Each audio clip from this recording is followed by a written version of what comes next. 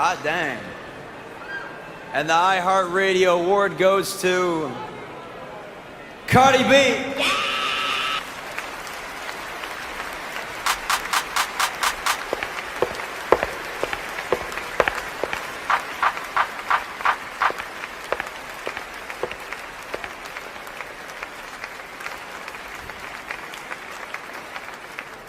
Yeah!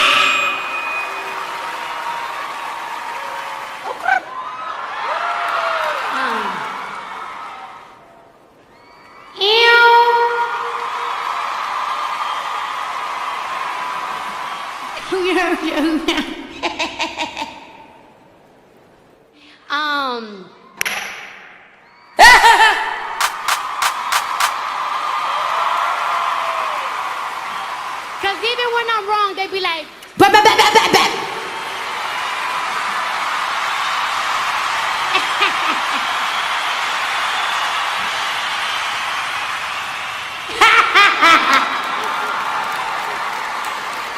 my album will be coming in April. Oh.